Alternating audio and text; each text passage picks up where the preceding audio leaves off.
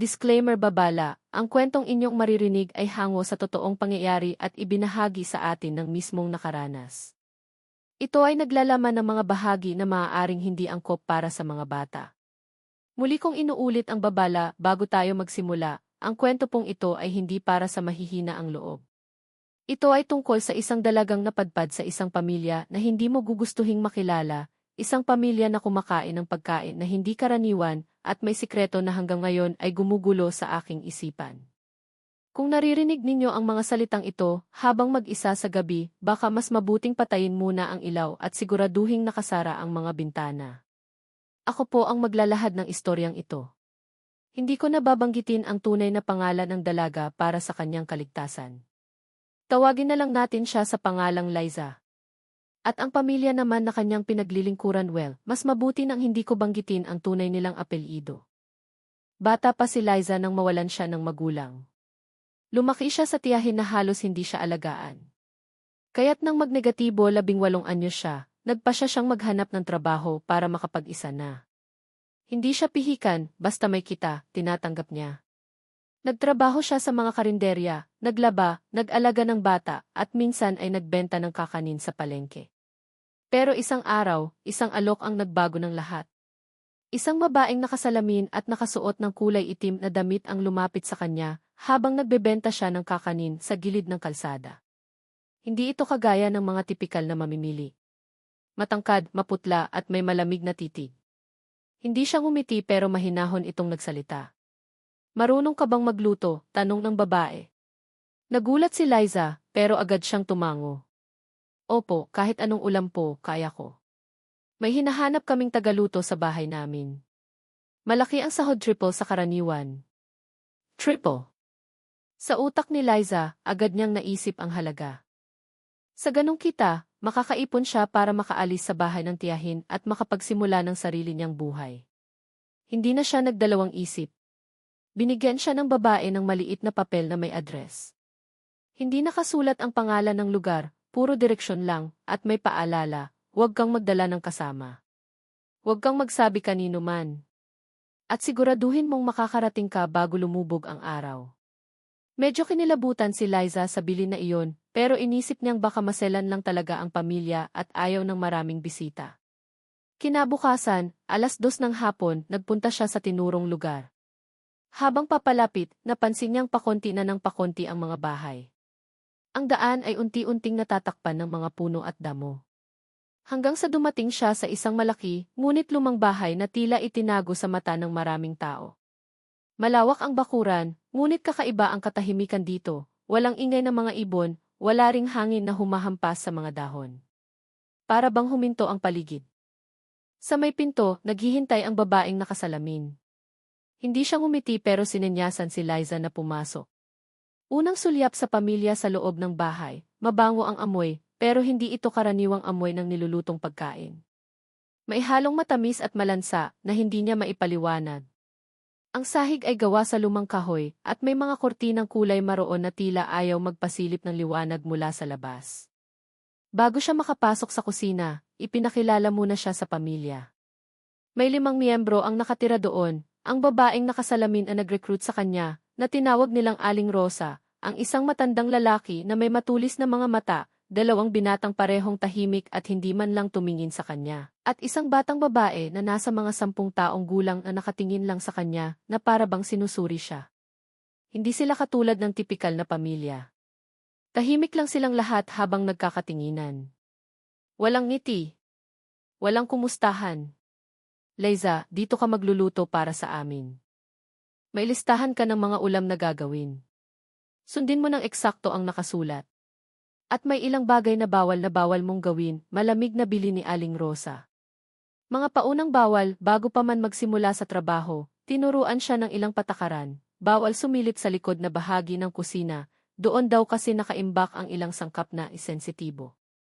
Bawal tanungin kung para kanino ang pagkain, basta lutuin lang niya. Kapag may dumating na bisita sa gabi, magkulong sa silid at huwag mag-usisa. Para kay Liza, medyo kakaiba ang mga patakaran, pero inisip niyang baka may espesyal lang talaga silang pamumuhay. Hindi niya alam, iyon na pala ang simula ng isang bangungot na hindi niya makakalimutan. Unang araw ng pagtatrabaho noong unang araw niya bilang tagaluto, binigyan siya ng listahan ng mga ulam, adobo, sinigang, at isang nilagang hindi niya kilala ang pangalan. Habang nagluluto siya, napansin niya na ang ilang karne ay may kakaibang itsura, mapula pero masyadong malambot, halos parang laman ng tao. Pinili niyang huwag na lang isipin. Habang niluluto niya ang nilagang iyon, napansin niyang nakamasid si Aling Rosa sa bawat kilos niya, para bang tiniyak na tama ang ginagawa niya. Minsan, kapag sumobra siya ng hiwa o nadagdagan ang rekado, mabilis siyang pinapagalitan. Kinagabihan, narinig niya ang malalakas na yabag at tila maraming tao sa sala. Naalala niya ang ikatlong patakaran, kaya nagkulong siya sa kanyang silid. Pero kahit anong pilit niyang magtakip ng unan sa tainga, dinig na dinig niya ang mga tunog ng pagkain at ang mga ungol na parang hayok na hayok sa laman. At doon nagsimula ang kutob niya na hindi ordinaryo ang pamilyang iyon. Maaga pa lang ay nagising si Liza sa kakaibang lamig sa paligid. Akala niya ay dahil lang sa simoy ng hangin mula sa mga bintana, pero nang tumayo siya at sumilip, napansin niyang makulimlim pa kahit 6:00 na ng umaga. Ang bahay ay tila binalot ng makapal na ulap, at kahit may bakuran, wala siyang makita sa labas kundi mga punong nagkukubli sa hamog. Sa unang buong araw niya sa bahay na iyon, mas lalo niyang napansin kung gaano ito kalaki. Parang hindi natatapos ang mga pasilyo, mahahaba, madidilim at kakaunti ang dekorasyon. Karamihan ay lumang pintura at mga lumang litrato na halos kupas na. Sa mga larawang iyon, napansin niya na karamihan ay nakaitim at puti, at halos lahat ay seryoso ang mga mukha. Wala siyang nakitang ngiti. Ang kusina, dinala siya ni Aling Rosa sa kusina upang ipakilala sa kanya ang lugar na magiging mundo niya habang nananatili sa bahay.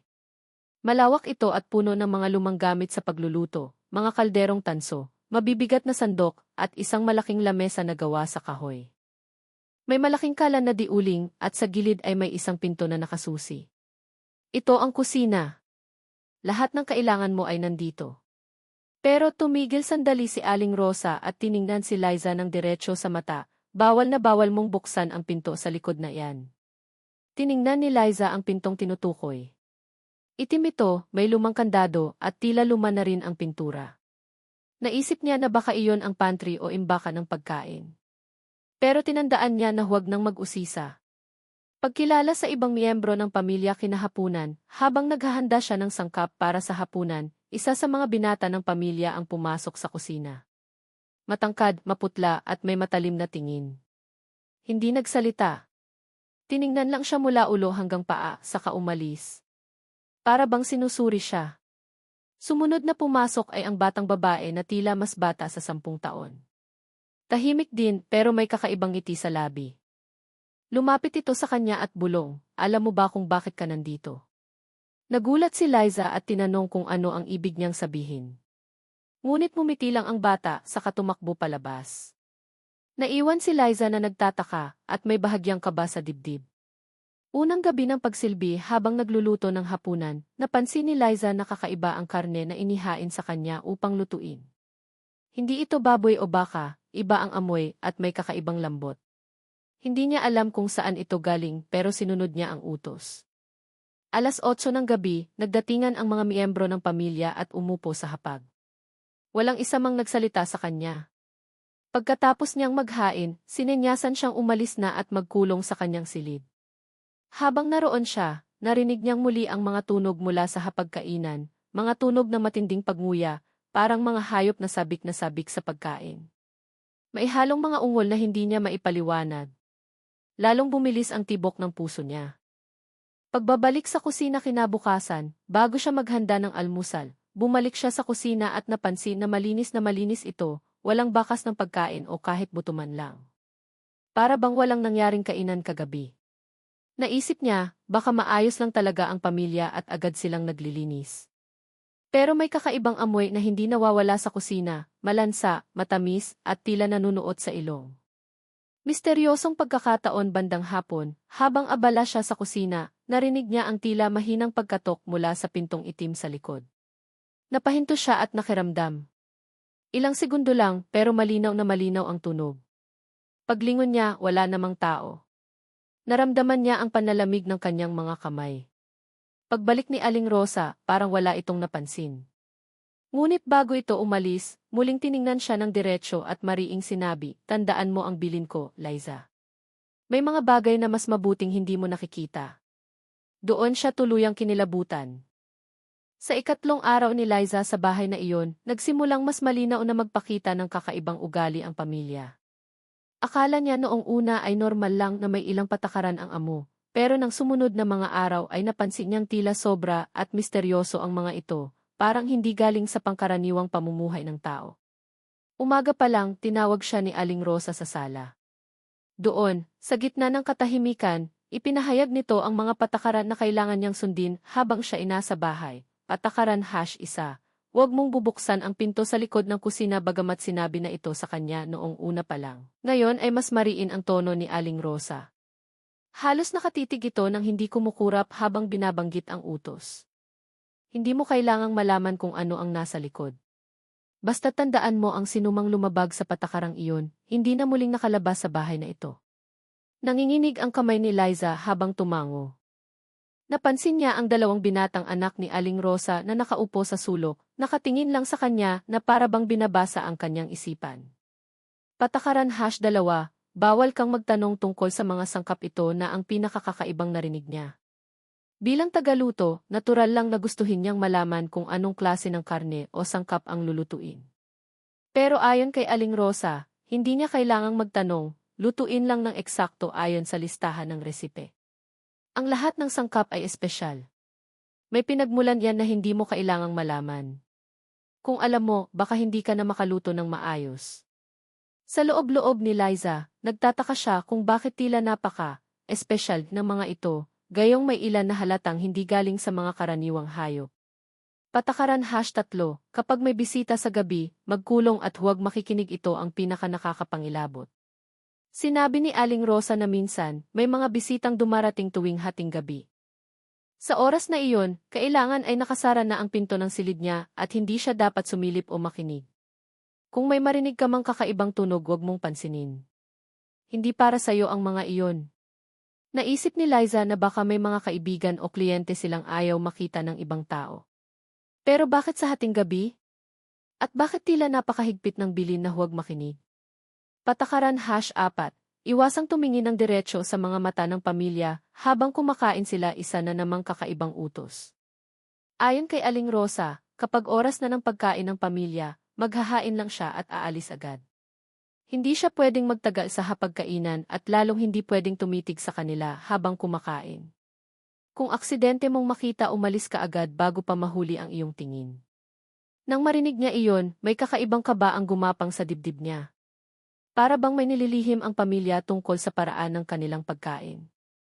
Mga unang paglabag sa loob-loob sa kabila ng malinaw na mga utos, hindi napigilan ni Liza ang pag-usisa. Bilang tao, natural ang pagiging curious, lalo na't ramdam niya na may mali. Isang gabi, matapos maghain ng hapunan, napansin niyang nakalimutan niyang bitbitin ang isang sandok na iniwan sa mesa. Mabilis siyang bumalik para kunin ito. Pero bago siya pumasok sa kainan, napahinto siya. Mula sa likod ng pintuan, narinig niya ang kakaibang tunog, parang basang paglaplap, halong mga ungol na tila masaya at gutom na gutom. Para itong hayop na matagal nang walang kain at ngayon lang nabigyan ng pagkain. Ngunit kasabay nito ay narinig din niya ang mahihinang huni ng isang tao, parang pag-iyak. Kinilabutan siya at mabilis na bumalik sa silid. Hindi na niya kinuha ang sandok. Buong gabi siyang nakatulala, pilit inaalis sa isip ang mga narinig. Pagdududa sa mga sinasabi ni Aling Rosa kinabukasan, habang nag-aayos ng mga sangkap, napansin ni Liza na may ilang piraso ng karne na may marka ng kuko o parang gasgas ng tao. Sinubukan niyang tanungin si Aling Rosa, Aling Rosa, anong hayop po ba itong karne? Hindi ko po kasi, hindi pa siya natatapos, tinapunan na siya ng malamig na tingin. Liza, hindi mo kailangan ng sagot. Gawin mo lang ang trabaho mo. Tahimik na lang siyang nagpatuloy. Pero mula noon, mas lalo siyang naging mapagmatsyag. Isang gabi ng kakaibang katahimikan minsan, isang gabi, wala siyang narinig na bisita. Tahimik ang buong bahay. Nauna siyang natulog, pero mga 2:00 ng madaling araw, nagising siya sa tunog ng mabibigat na yabag sa pasilyo. Mabagal, mabigat at tila papalapit sa kanyang silid. Hinawakan niya ang seradura ng pinto at siniguradong nakasara ito. Narinig niya ang yabag na huminto sa tapat ng kanyang kwarto. Ilang segundo ang lumipas bago ito muling umalis. Kinabukasan, wala ni isa sa pamilya ang lumabas ng silid hanggang pasado 10:00 ng umaga. Para bang walang nangyari kagabi. Simula ng pagkabasag ng tiis ni Liza sa ika-5 araw, nagsimulang maglaro sa isipan ni Liza ang ideyang baka mali ang desisyon niyang pumasok dito. Malaki ang sahod, pero kapalit nito ay unti-unti siyang nilalamon ng kaba at takot. Alam niyang isang maling hakbang lang ang maaaring magbunyag sa kanya ng lihim ng pamilyang ito at baka wala na siyang pagkakataong lumabas muli. Lumipas ang ilang araw na sinusunod ni Liza ang lahat ng patakaran, kahit paramdam niya na may mabigat na nakatago sa likod ng bawat bili ni Aling Rosa. Pero habang tumatagal, mas lalo siyang kinakain ng kanyang kuryosidad. Ang kusina, na dapat ay lugar ng amoy ng bawang at sibuyas, ay tila nagiging pugad ng mga amoy na hindi niya matukoy. May halong tamis na malansa, amoy na parabang nakatagong bulok na bagay sa sulok. Kahit anong linis niya, hindi ito nawawala. Isang umagang kakaiba ang karne noong isang umaga, dumating si Aling Rosa na may dalang 2 malaking bayong na tinatakpan ng telang kulay abo. Nilapag niya ito sa mesa at sinabihang si Liza ang maghanda para sa hapunan. Pagbukas niya ng tela, bumungad sa kanya ang mga piraso ng karne na hindi niya maipaliwanag, may hugis parang braso, may isa na tila binti pero masyadong maliit para sa baboy at masyadong malaki para sa aso. Ang balat ay halos natuklap at may mga bakas na parang kagat. Mabilis niyang ibinalik ang tela at pinilit na huwag magpakita ng reaksyon. Ngunit sa loob-loob niya, nagsimula na ang mabigat na hinala, baka hindi ito hayop. Ang pintong itim mula nang marinig niya ang misteryosong pagkatok noong nakaraan, mas lalo siyang nababagabag sa pintong itim sa likod ng kusina. Tuwing nadadaanan niya ito, ramdam niya ang malamig na simoy na galing doon, parang humihigop ng init mula sa paligid. Isang hapon, habang wala si Aling Rosa at tahimik ang buong bahay, lumapit siya sa pinto. Sinubukan niyang hawakan ang seradura, malamig at tila mas matigas kaysa karaniwan. Inilingon niya ang ulo niya pakaliwa at pakanan para siguraduhing walang makakakita, sa kanya marahang iniikot ang seradura. Hindi gumalaw. Nakasusi pa rin. Pero bago siya lumayo, narinig niya mula sa loob ang mahinang ungol, hindi ito tunog ng hayop. Tunog ito ng taong humihinga ng mabilis, parang takot o naghihirap. Napaatras siya agad, nanginginig ang kamay. Ang palihim na pagmamasid mula noon, sinubukan ni Liza na obserbahan kung sino ang pumapasok sa pintong iyon. Napansin niyang tuwing gabi, bago dumating ang mga bisita, isa sa 2 binata ang nagdadala ng mabibigat na sako papasok sa loob. May tumutulong likido mula sa mga sako, kulay pula, at kahit malayo, naaamoy niya ang matapang na halimuyak ng dugo. Pagkatapos nilang pumasok, susi ang ginagamit para isara muli ang pinto. Ilang minuto lang, maririnig na niya ang mga yabag na palabas na at ang pagsara nito ng mariin. Ang natagpuan sa sulok isang gabi, nang mag-isa lang siya sa kusina, may nahulog na maliit na papel mula sa ibabaw ng estante.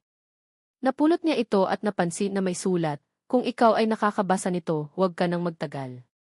Hindi sila tao. Nanlamig ang buong katawan niya. Walang pirma, walang paliwanag. Pero sapat na iyon para patunayan na hindi siya nag-iisa sa nararamdamang kaba. Ang bisitang hindi nakapagsalita kinagabihan, muli siyang pinaghain ng hapunan para sa pamilya at mga bisita. Habang inihahanda niya ang mesa, napansin niyang isa sa mga bisita ay tila payat, maputla at may pasa sa leg. Nakatitig lang ito sa kanya, parang may gustong sabihin pero hindi makapagbitaw ng salita.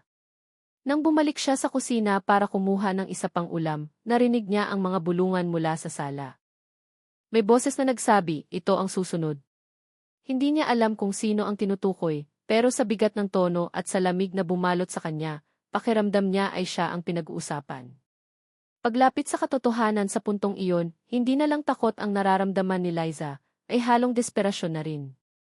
Hindi siya sigurado kung hanggang kailan niya kakayanin ang ganitong klaseng kapaligiran.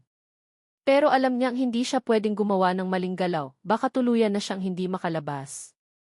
At higit sa lahat, ramdam niya na kung malalaman niya kung ano talaga ang nasa likod ng pintong iyon, doon siya makakakuha ng sagot. Mula nang mabasa ni Liza ang papel na nagsasabing hindi sila tao, mas naging matindi ang pakiramdam niyang kailangan niyang malaman ang buong katotohanan bago siya tuluyang lumubog sa bangungot na ito.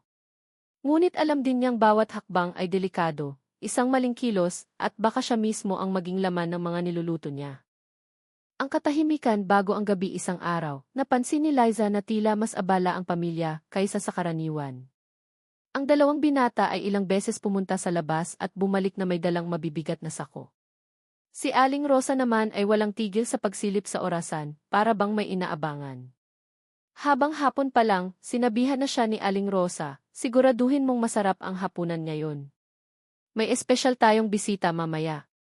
Bumigat ang dibdib ni Liza. Hindi ito kagaya ng mga normal na hapunan na may dumadating na ilang tao lang. Sa pagkakataong ito, ramdam niya na mas maraming bisita ang inaasahan. Ang hapunang puno ng kakaibang enerhiya, ginawa niya ang lahat para mailuto ang mga nasa listahan. May adobong kulay masyadong mapula, tinolang may malalaki at matitigas na buto, at isang ulam na hindi niya maipaliwanag ang amoy, parang pinaghalong nilagang karne at dugo. Pagkatapos niyang ilatag sa mesa ang mga pagkain, umalis na siya patungo sa silid niya, gaya ng bilin. Ngunit bago pa siya makarating, napansin niyang ang daming tao sa labas, maraming anino ang gumagalaw sa gilid ng mga kortina sa sala. Naririnig niya ang mga halakhak, ngunit hindi ito katulad ng mga tawanan sa normal na salo-salo. May halong pag-ungol at tila nanginginig sa pananabik. Ang unang silip hindi na nakatiis si Liza. Alam niyang bawal, pero ang kuryosidad ay mas malakas kaysa sa takot sa sandaling iyon. Dahan-dahan siyang lumapit sa pasilyo, patungo sa sala at sumilip mula sa maliit na siwang ng kortina. Ang nakita niya ay parang eksena sa bangungot, mahigit 10 katao, lahat ay mapuputla, paayat at may mahahabang kuko. Ang mga mata nila ay namumula sa dilim at ang mga ngiti ay punong-puno ng matatalas na ngipin. Sa gitna ng mesa, hindi baboy o manok ang kanilang kinakain, kundi isang katawan ng tao, halos walang buhay, at kinakalagkad ng isa sa mga binata habang ang iba ay sabik na sumasandok ng karne. Napatakik siya sa bibig para hindi mapasigaw.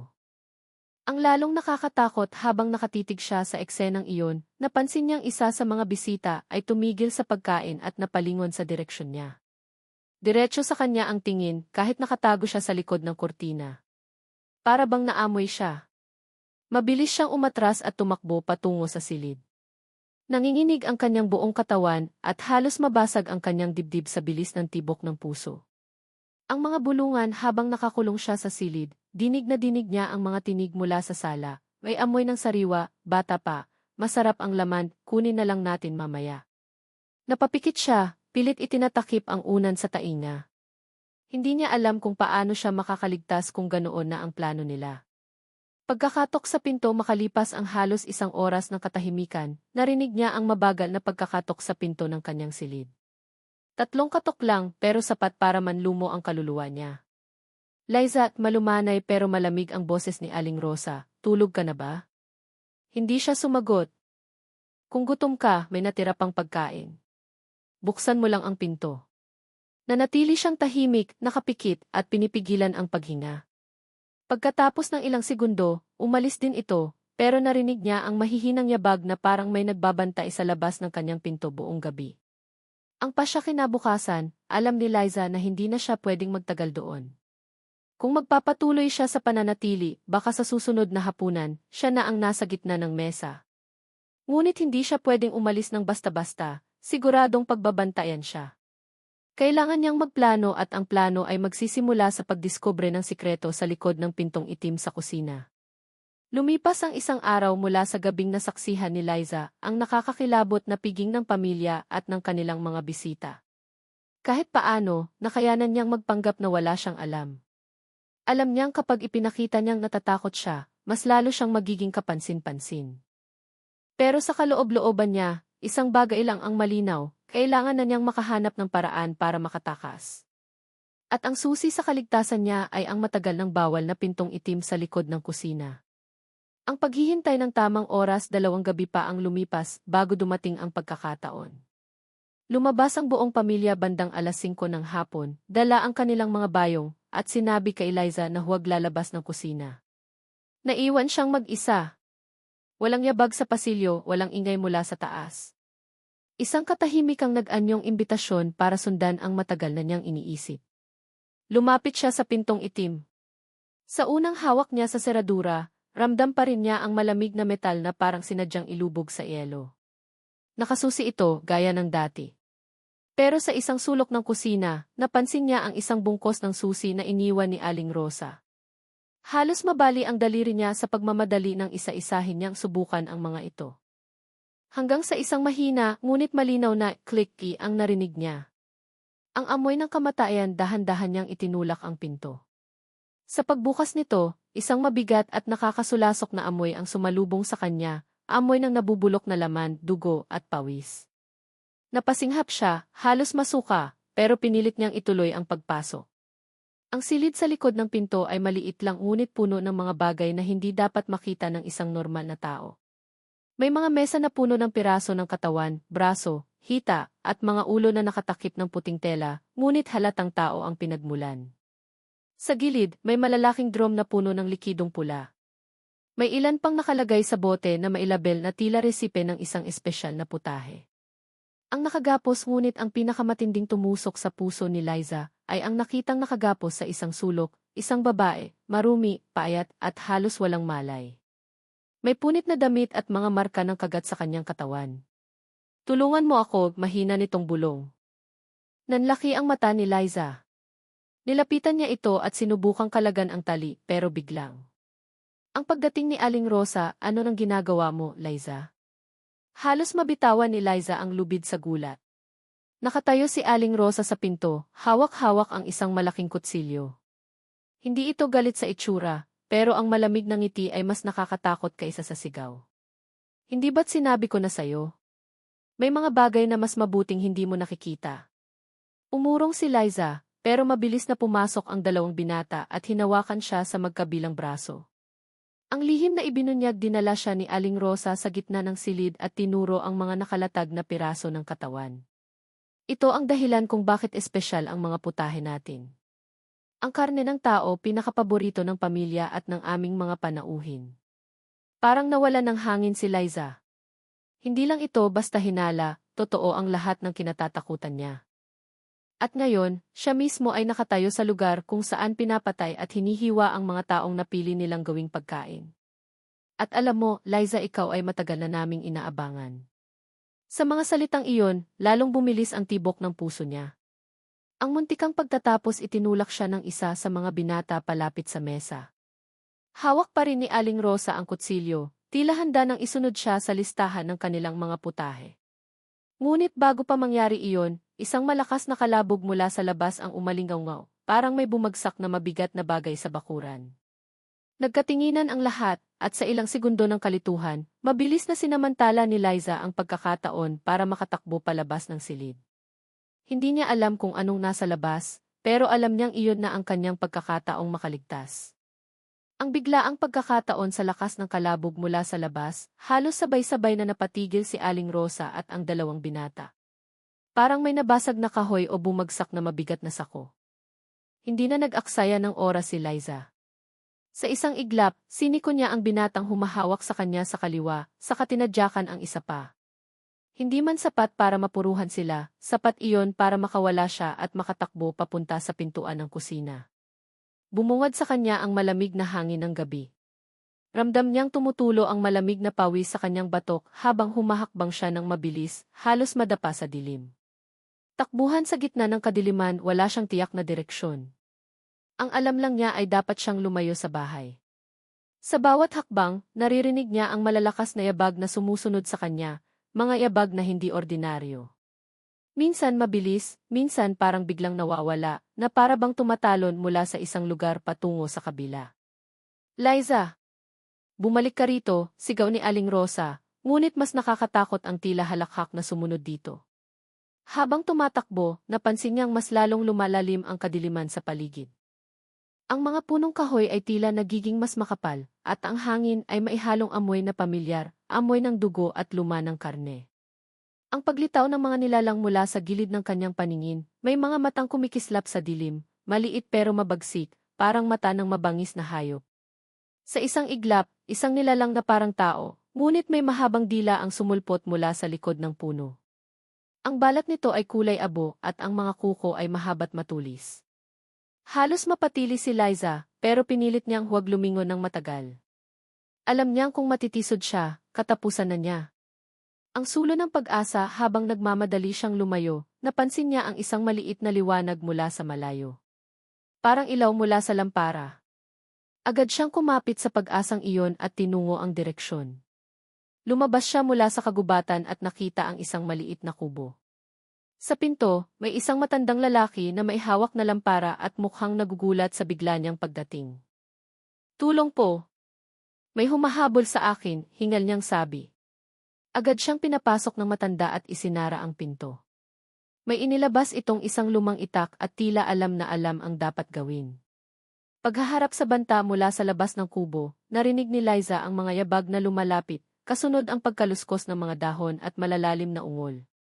Ang matanda ay kumuha ng isang maliit na bote mula sa estante at ibinuhos ang laman nito sa pintuan. Amoy bawang at langis ang kumalat. Mga aswang yan, bulong ng matanda. Huwag kang lalabas kahit anong mangyari. Sinubukan ng mga nilalang na buksan ang pinto, ngunit tila napapaso sila sa bawat hawak. Sa ilang minuto ng nakakatulig na katahimikan, unti-unti ring nawala ang mga yabag hanggang sa tuluyan na itong naglaho. Pag-amin ng matanda pagkaupo ni Liza sa loob, nanginginig pa rin siya. Doon niya nalaman mula sa matanda na kilala nito ang pamilyang kanyang pinagtrabahuhan. Matagal na silang kilala dito. Mga aswang na mahilig kumain ng laman ng tao, lalo na ng mga kabataang babae. Marami na silang napatay. Bihira ang nakakakatakas. Napatakip si Liza sa bibig niya, halos hindi makapaniwala na buhay pa siya. Pagpa siya magdamag siyang nanatili sa kubo, at nang mag-umaga na, nagpa siyang bumalik sa bayan at isumbong ang lahat sa mga pulis. Ngunit pagdating nila sa lugar kung nasaan dapat ang bahay wala na ito. Para bang hindi ito kailanman umiral, walang bakas ng kubo, kusina, o pintong itim. Hindi niya alam kung paano ipapaliwanag ang nangyari, ngunit mula noon, nangako siya sa sarili na hindi na siya babalik sa baryong iyon. At kahit makalipas ang maraming taon, sa tuwing naaamoy niya ang isang kakaibang ulam o may makikitang matandang babae na may malamig na ngiti bumabalik sa kanya ang takot, at ang alaala ng gabing muntik na siyang maging handa para sa kanilang hapagkainan. Pagbabalik sa lungsod matapos ang nakakatakot na gabing iyon, mabilis na bumalik si Liza sa lungsod. Para siyang isang taong galing sa masamang panaginip na pilit binubura sa isip. Ngunit kahit anong gawin niya, nananatili sa alaala ang malamig na titig ni Aling Rosa, ang pintong itim, at ang mga tunog ng nilalang na parang hayop, ngunit mas matalino kaysa sa karaniwang mandaragit. Sa mga unang linggo, madalas siyang magising sa madaling araw, hinihingal at pinagpapawisan, kahit wala namang masamang nangyayari. Minsan, iniisip niya na baka nagkaroon lang siya ng masamang karanasan at pinaglalaruan lang siya ng kanyang imahinasyon. Pero tuwing maalala niya ang amoy ng kakaibang karne, nawawala ang alinlangan. Totoo ang lahat. Ang walang paniniwala nang ikwento niya ito sa mga kaibigan, karamihan ay napangiti lang at inakalang gawa-gawa niya. Nanonood ka lang siguro ng sobra-sobrang horror movie, biro ng isa. O baka nanaginip ka lang, dagdag pa ng isa. Ngunit may isang kaibigan niyang tahimik lang habang nagkukwento siya. Nang matapos siya, lumapit ito at bulong. Alam ko ang pamilyang iyon pero dapat hindi mo na sila binanggit. Hindi na niya nakuha ang karagdagang paliwanag dahil umalis na ito agad. Ang palaging takot lumipas ang buwan, ngunit nanatili sa kanya ang pakiramdam na may sumusunod. Kapag nasa palengke siya, minsan ay nakakakita siya ng babaeng matanda na nakatingin sa kanya mula sa malayo. Sa bus, minsan may mga pasaherong sobrang maputla na tila kilala siya. Sa bawat amoy ng nilulutong karne sa paligid, bumabalik ang mga alaala. Kaya halos iwasan na niyang magluto ng mga putahe na may kakaibang amoy. Kahit ang dinuguan, hindi na niya nagawang tikman. Balitang nakakakilabot isang araw, habang nagbabasa siya ng dyaryo, nabasa niya ang isang maliit na balita, dalagang kasambahay, nawawala matapos magtrabaho sa liblib na baryo. Walang malinaw na detalye, pero nabanggit na ang huling lugar na pinuntahan ng dalaga ay isang lumang bahay sa parehong bayan kung saan nangyari ang karanasan ni Liza. Kinilabutan siya. Ang pagbabalik ng bangungot isang gabi, habang nakahiga siya, narinig niya ang mahinang katok sa kanyang pinto. 3 beses lang. Tok tok tok. Alam niyang sarado ang gate sa ibaba at wala siyang bisita. Dahan-dahan siyang bumangon, nanginginig ang mga kamay. Nang buksan niya ang pinto, wala siyang nadatnan, maliban sa isang maliit na pakete na nakabalot sa dahon ng saging.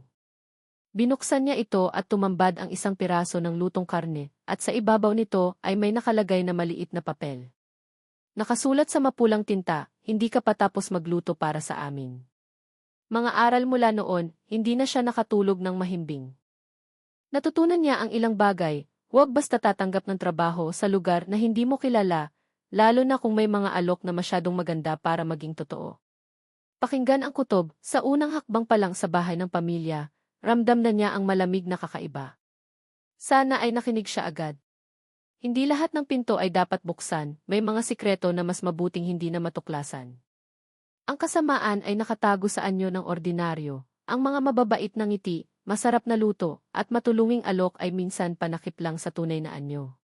Huling tanong hanggang ngayon, hindi niya alam kung paano siya natagpuan muli. Ngunit sa tuwing may kumakatok sa kanyang pinto sa gabi, lagi niyang naiisip, babalik ba sila para kunin ako o matagal na ba silang nandito, naghihintay lang ng tamang oras. At sa katahimikan ng gabi, minsan, naniniwala siyang may mga matang nakamasid sa kanya mula sa dilim, matatalim, gutom, at may matinding galit na hindi pa natutupad. Isa.